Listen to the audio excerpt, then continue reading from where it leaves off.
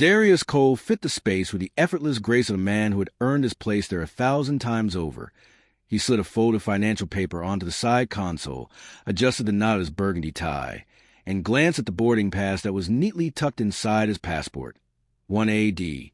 First class felt like a quiet lounge floating above the world, with wide seats angled like small suites.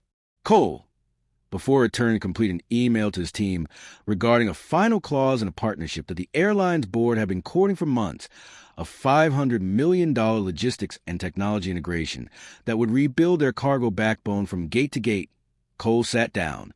He was still tapping when the fragrance of jet coffee gave way to the sharper scent of tension.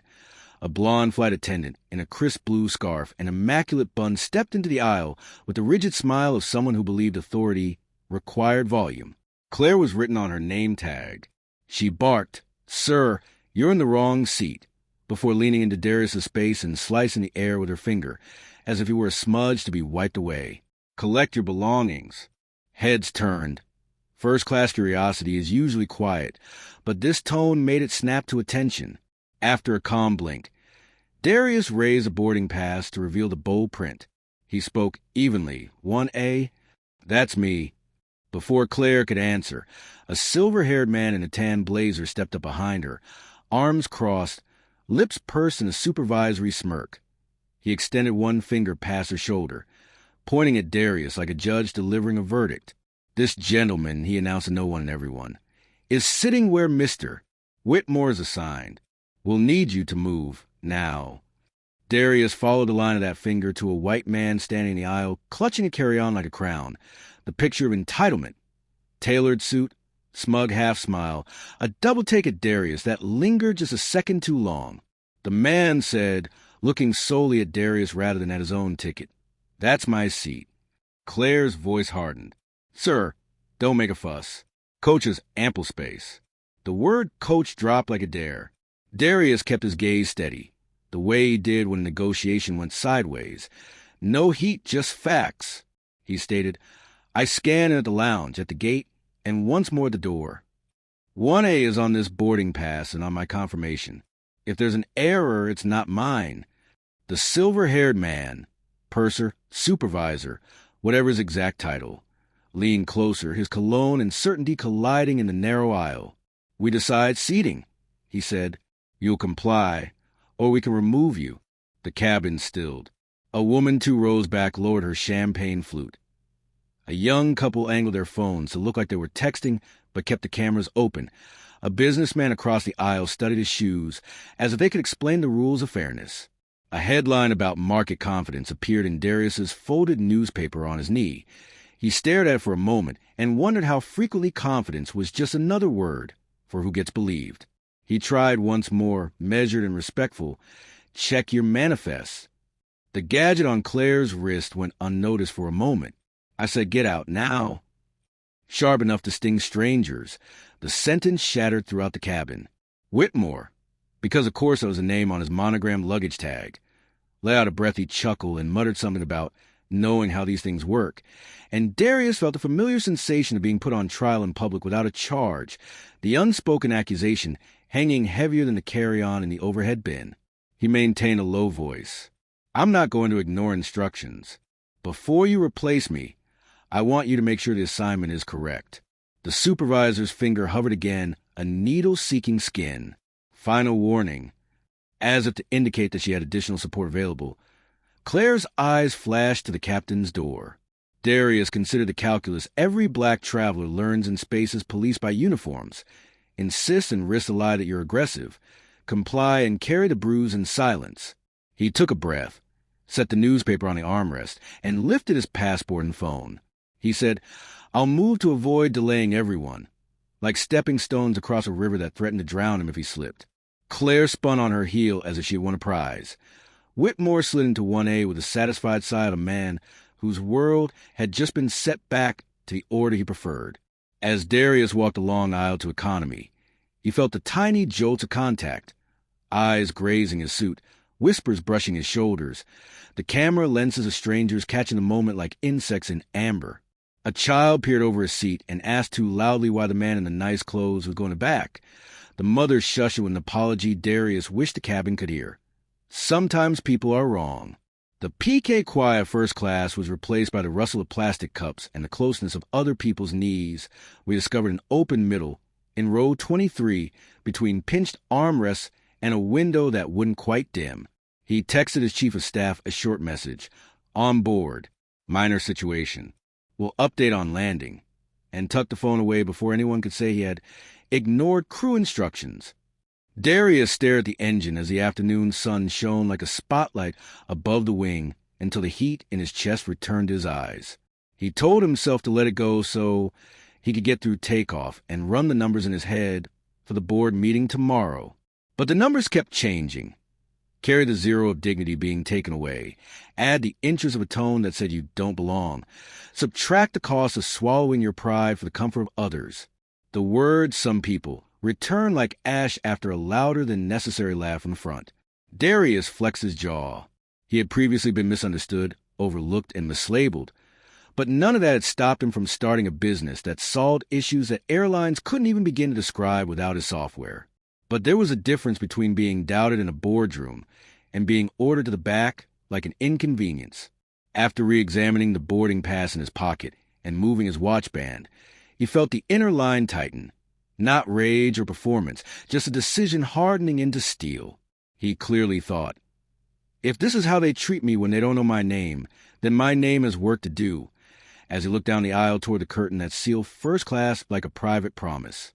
He sat upright to avoid touching the stranger beside him, slid his boarding pass back into his pocket like evidence in a case he hadn't agreed to try, and stared straight ahead as humiliation crawled across his skin in slow, pricking waves, the kind that doesn't show but burns nonetheless.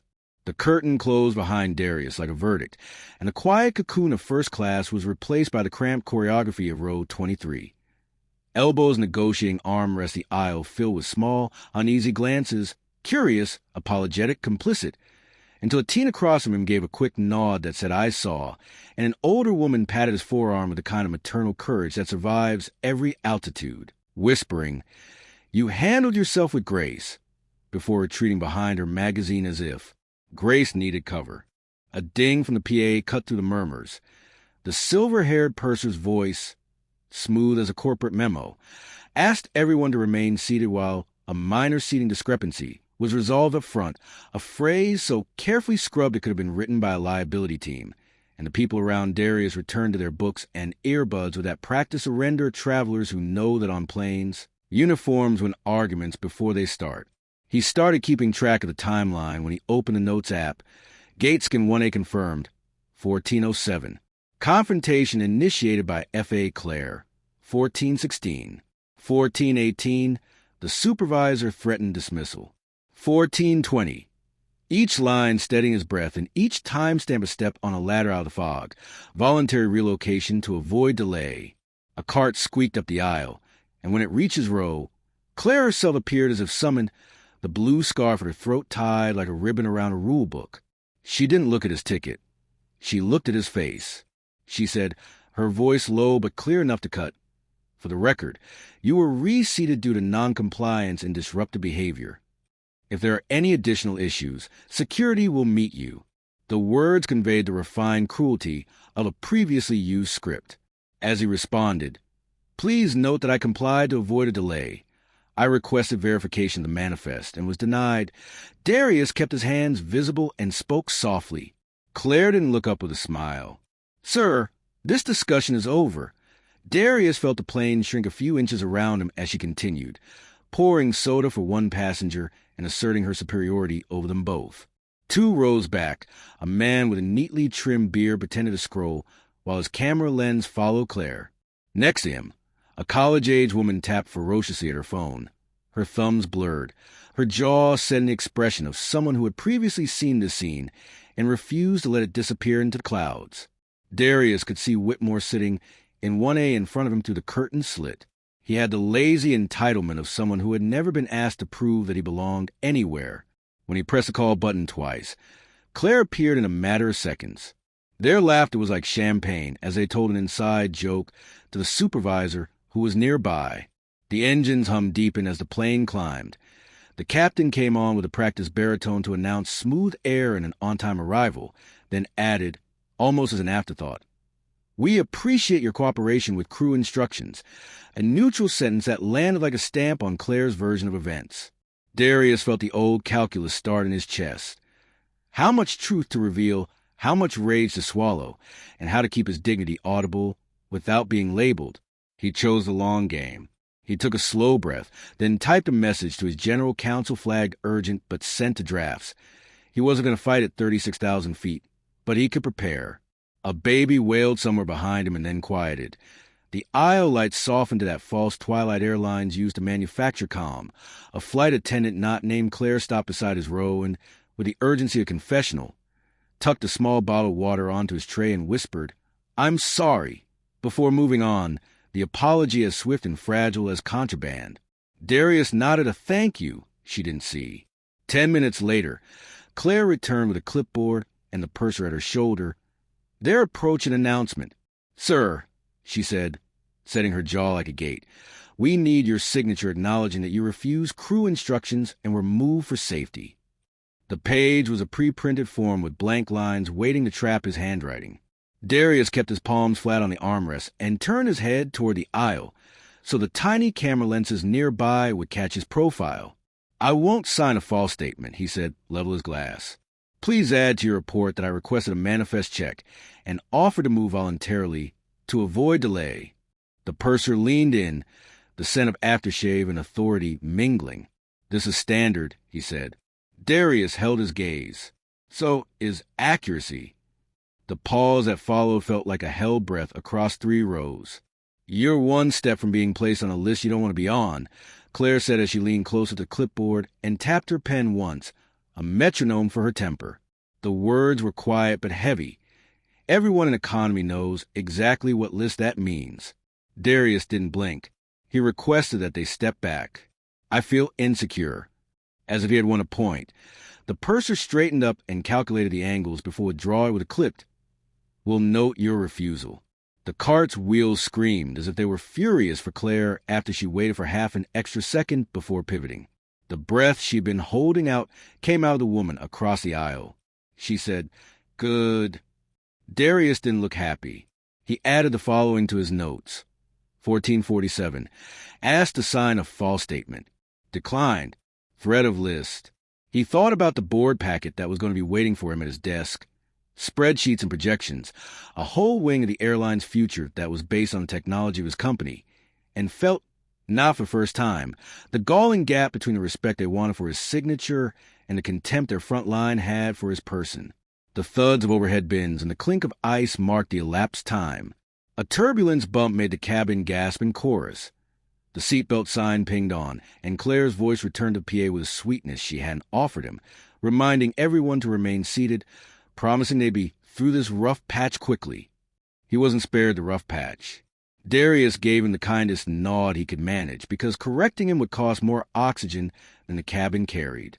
A man in 22C twisted around and said, "Hey, don't take it personally. They're just doing their jobs," with the conspiratorial tone of someone auditioning for allyship. 2 teenagers in hoodies swapped AirPods and took turns whispering commentary that sounded like a live podcast episode. "Yo, they really did that. He had the ticket and all. Watch how she keeps walking by just to look at him." 3 rows back, a black father noticed Darius and silently tapped twice on his temple, encouraging him to remain focused. "We're watching." Up front, the curtain rustled. Whitmore laughed again, then let his voice carry. "Some people think money buys class. It doesn't." The line landed like bait. Darius didn't bite. He wrote another note instead. 1503. Whitmore comments audible to cabin. Crew disregards. A young attendant, the same one who had smuggled him water, appeared with a tray of snacks, her hands trembling to the point that only a trained observer would be able to tell. She offered pretzels in a row, then leaned just close enough for her lips to shape the words. "I told the captain your ticket said 1A. Darius remained focused forward. He exclaimed, "Thank you," as he graciously accepted the pretzels. He was both cooled and heated by the admission. If the cockpit knew, then the lie was no longer a mistake, but an official policy. 10 more minutes. Another clipboard. This time I noticed a passenger that looked friendlier but said the same. Acknowledge fault. Darius calmly repeated that he would not sign and slipped his phone into his shirt pocket, where it could record audio. Claire's smile got bigger. "We'll be filing an incident report with your name on it," she said. "If you want to fly with us again, we suggest you cooperate." He was not shaken by the threat now. Rather, it clarified. He considered the millions of packages that his routing engine moved each week, the predictive models that his team had developed to cut down on delays, which these very crews praised when it saved them minutes on their turns, and the presentation that he had planned for tomorrow, in which he would demonstrate to the board how to cut costs without sacrificing quality. He thought of how quickly they had cut him. Darius remained seated not out of obedience, but because dignity sometimes entails stillness as the plane leveled and the seatbelt sign disappeared. The bodies rose like a tide toward the restrooms. His phone buzzed with a message from his chief of staff that he hadn't expected anyone to send mid-flight. Board chair texted, "How's the flight?" After staring at the words for an excessive amount of time, he only typed "productive." He put the phone down and let the words stand there, like a piece of chess that he would move when the board cleared. Claire came back once more, this time bringing a property inventory form and a plastic bag that looked like one used for security. "Sir, we'll need to secure your carry-on until arrival," she said smoothly. "Procedure for passengers who are disruptive." The man with the trim beard whispered, "That's not right," into his camera as a murmur broke out. Darius locked eyes with Claire. He spoke calmly enough for the transcript to register as unremarkable. "My bag stays with me." When the purser arrived, he addressed him as sir twice, as people do when they mean nothing else, and began lecturing about rules. Darius let him finish, then replied, "Quote the regulation number," knowing they couldn't. They never can when the rule is invented for the moment. The purser blinked, stalled, and retreated to, "I'm following crew discretion," which is what bias calls itself when it wants a badge. The interaction ended when the younger attendant, bless her wrist, stepped in with a fabricated operational excuse about needing carts clear before securing items. It was a lie told in service of truth, and Darius filed into the part of his mind where gratitude and strategy sit beside each other. The captain announced initial descent and a weather update for their destination, which sounded impossibly peaceful given the climate inside the plane. The cabin lights turned the color of apologies as the evening approached. Claire made a final pass like a queen on the last rank, paused at Darius's row, and said for the benefit of every nearby ear, "We'll be noting your behavior in our report." Darius answered for the same audience, "And I'll be noting yours," then turned to a window and watched the patchwork of suburbs sharpen below, streetlights winking on one by one like witnesses deciding whether to speak. Not because the ordeal was over, but rather because the next phase had begun, a phase in which altitude would no longer shield anyone from accountability. He felt the tension in his shoulders lessen. He pictured the boardroom he'd be entering in less than 24 hours. Sleek wood, controlled smiles, a pitcher of water sweating into a ring on the table, and imagined placing today's timeline next to the glossy pitch decks they'd prepared. He imagined saying, without raising his voice, "If your teams can't respect a man with a boarding pass, they don't deserve a contract with my name on it." The wheels thumped the runway. The cabin applauded reflexively. Darius did not join. He straightened his cuffs, turned off the notes app, and let his breathing slow to the steady pace of someone who is absolutely certain of what he will do when the door opens and the curtain that separates classes once more becomes just fabric. The descent felt endless, every minute stitched with the rustle of phones and whispers that had stopped pretending to be private. And though Darius sat still in row 23 with his boarding pass folded like a scar in his pocket, the truth of what happened to him had already left the cabin, carried by shaky footage that passengers had uploaded to the patchy in-flight Wi-Fi. Clips now multiply like sparks on dry grass. One video caught the moment Claire leaned into his face and ordered him to go to coach without glancing at his ticket. Another showed Whitmore sliding smugly into 1A while the purser hovered in complicity, and yet another captured Darius's calm refusal to sign a false statement. Each angle a thread, together weaving a tapestry of injustice too vivid to deny, and by the time the aircraft broke through low cloud cover, the footage had been seen by tens of thousands. Hashtags like hashtag seat for sale, hashtag first class while black, and hashtag respect the ticket trending, reporters drafting, headlines, activists tagging the airline's official account with fury.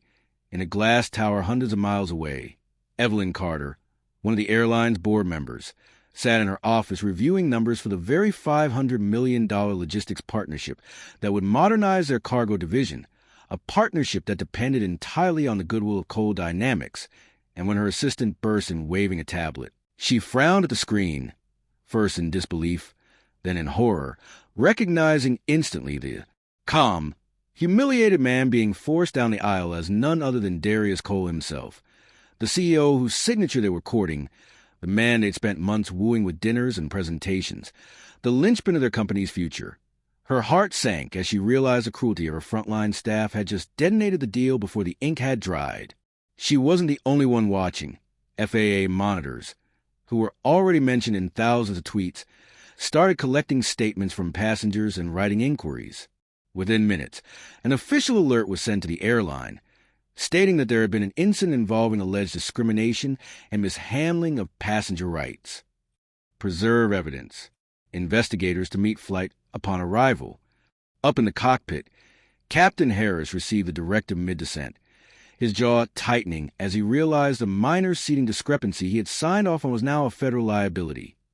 In the galley, Claire's composure cracked when she was quietly informed that agents would be waiting at the gate, her face paling as she tried to mask panic with robotic professionalism, while Whitmore reclined in 1A with a drink, oblivious that his entitled smirk was trending as the face of arrogance on millions of screens.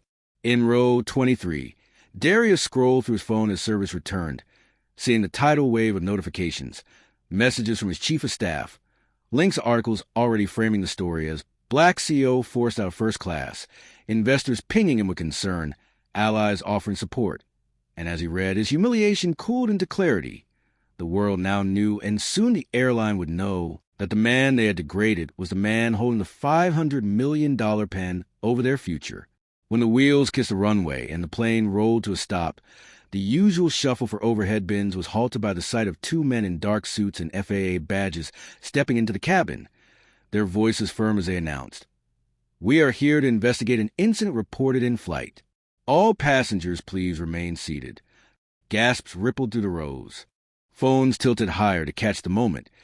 Claire shrank back toward the galley, her earlier sharpness gone, replaced by the nervous glance of someone who had built her house of authority on sand. Agent Clark's eyes swept the rows and settled on Darius, offering a nod of recognition, then turned cold as they landed on the crew, the balance of power, one stacked against him, shifted in a heartbeat, and though Darius said nothing, his silence carried the weight of revelation that would hit the airline harder than turbulence ever could.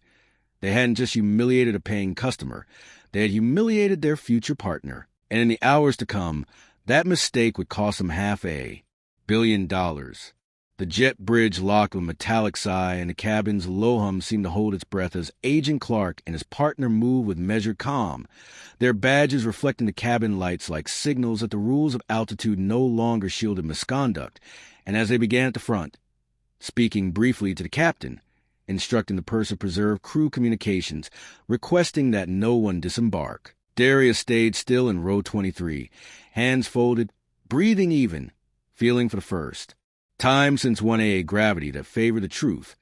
In the aisle ahead, Claire's poise faltered, her voice shrinking into the plastic smile she wore when turbulence hit a little too hard.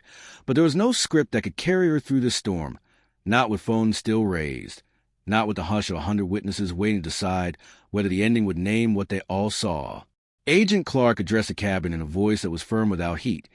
"We will take short statements, and we will collect any video you are willing to share. Thank you for your patience." Then crouched beside Darius, lowering his tone to something human. "Mr. Cole, we are aware of the situation.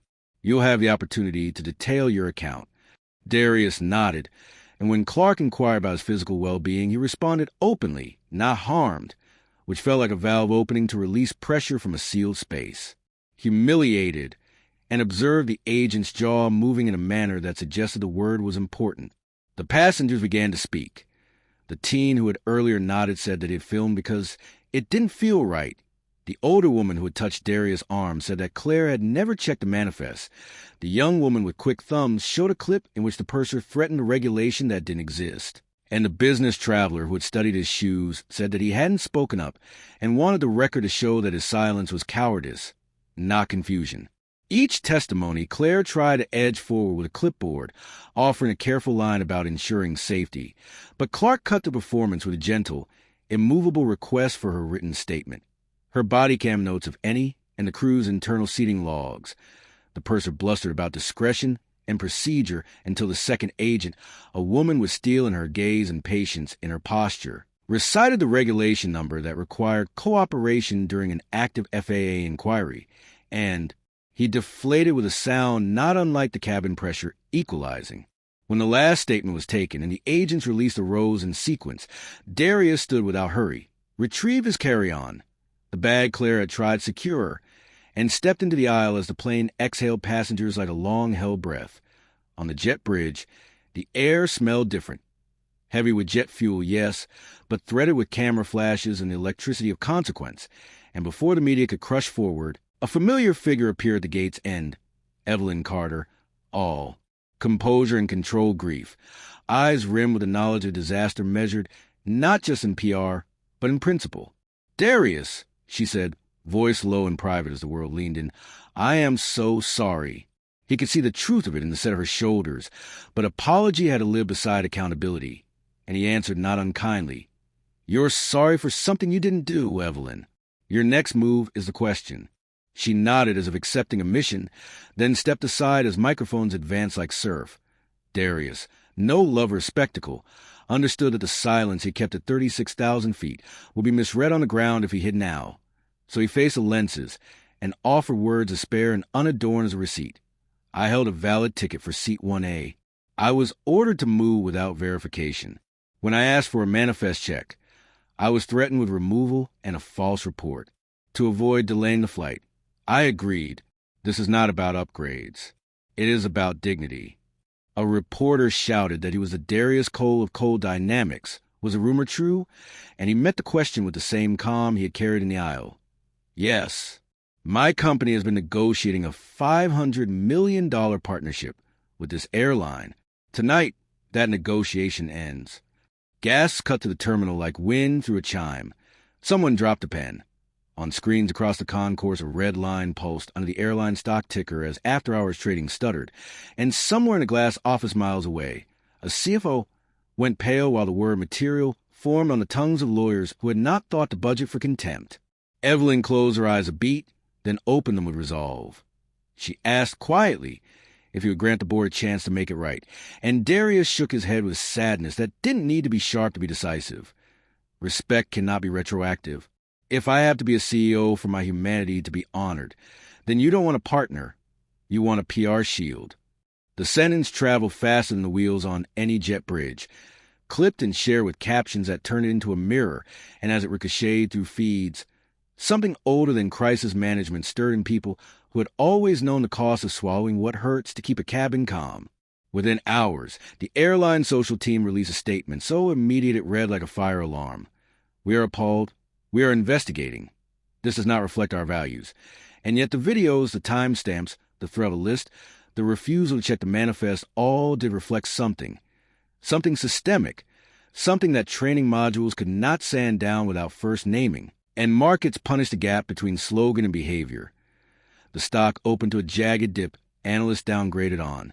Reputational risk, and a union memo tried, awkwardly, to defend crew discretion until a second memo, wiser to the wind, shifted commitment to bias-free service with a kind of specificity that finally said the quiet part aloud. Darius did not gloat. He went home to the stillness of the kitchen that smelled faintly of citrus and paper, texted his mother that he was safe, then sent one email to his executive team, to the board of Cold Dynamics, subject line, decision. The body was 4 lines. Terminate negotiations effective immediately. Draft statement. Dignity is a non-negotiable term. Reallocate BD resources to rivals who are open to changing their culture. Establish passenger rights micro-grant fund from the Save Diligence budget. He pressed send and felt the click in his spirit that always accompanied a strategic pivot done not for leverage but for alignment. The airline suspended Claire and the purser pending the outcome and offered to retrain the station, but the word rang hollow until Evelyn, using the power she had and the truth she now could not unknow, call an emergency board session in which she refused to let the agenda hide behind crisis euphemisms. She named what happened. She played the videos on a screen so large that no one could claim context was missing, and she asked a single question that cut cleanly through the noise. The silence that followed was not ignorance. No one dared pretend. It was the creaking of an institution discovering the cost of the answer. Committees formed, then collapsed into actual commitments. Independent review authority with teeth, transparent complaint dashboards, manifest verification policy with penalties for noncompliance, new leadership in customer operations, and standing authority for captains to override cabin-level moves that smell like bias. The press conference that afternoon featured the COO, not the social team.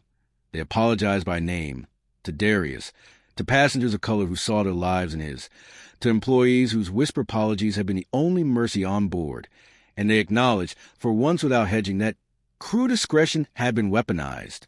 Darius watched from a distance, not to feel sorry for himself, but to think about whether the airline he had just left could be trusted again.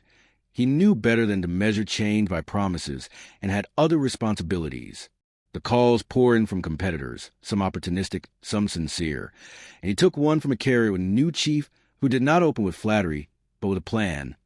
Partnership terms that embedded dignity into metrics, bonuses tied to bias incident reductions, a joint fund for frontline mental health and community listening sessions in hubs where distrust ran oldest.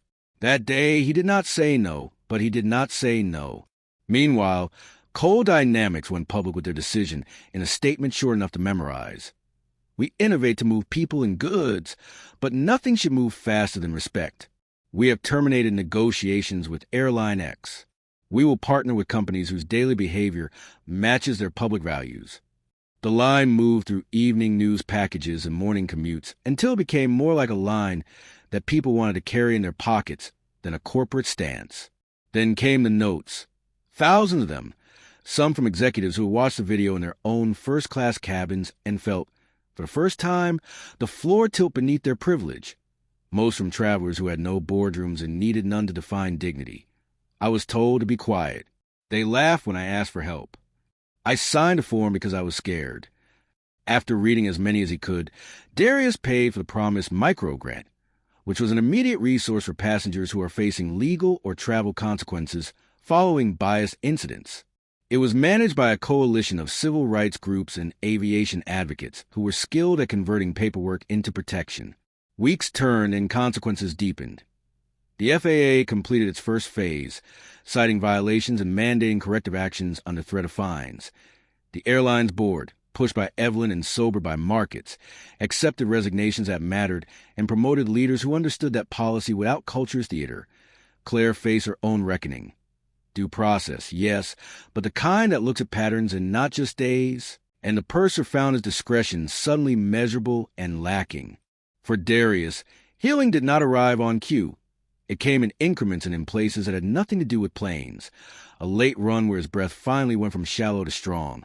A coffee with junior engineer who said, "Seeing you not fold made me renegotiate my salary." A quiet dinner with friends where they laughed long enough for laughter to be the headline again. But flight found him eventually, as it always would. And on the day he returned to an airport, he felt a familiar hum of departure flood his senses. Announcements, rolling bags, the collective patience of lines. And when he reached the gate for a competitor's flight, a woman in a navy blazer approached with none of the theatrical deference he dreaded, only a simple, human welcome. "Mister. Cole, I wish you a safe trip. If there's anything you need, we'll handle it with care." He thanked her and meant it, then boarded with the rest. No curtain pulling at memory like a scab, just a jetway and a door and a seat with his number on it. This time, no one questioned the print on his pass. He stowed his bag, buckled in, and let the engine's growl become music again. Across the aisle, a little girl pointed at the safety card and whispered questions her mother answered with patience. Beside him, a student scrolled a headline about his decision and glanced over, recognition flickering into something gentler than fandom. Permission, maybe, to expect better at 36,000 feet. As the plane lifted, the city falling into grid and glitter below, Darius touched the edge of his boarding pass and thought of all the people whose names would never trend, the ones who carry their own timelines and silent notes and still show up to fly. He closed his eyes and offered a private vow that the next partnership he signed would make it materially harder for anyone in a uniform to confuse authority with superiority. Executives were rewriting training manuals and budgets with the sting of a late-learned lesson somewhere in a conference room that had been planned to celebrate a $500 million deal. Evelyn was drafting a policy that would last throughout her tenure, because she refused to let an apology be the final artifact. And up here, between clouds and consequence, Darius let the hum settle into his bones until his heartbeat matched it. Not victory's drum, but something steadier, alignment. Then pulled out his notebook and wrote a single sentence to anchor the next chapter. Power isn't the seat you're given.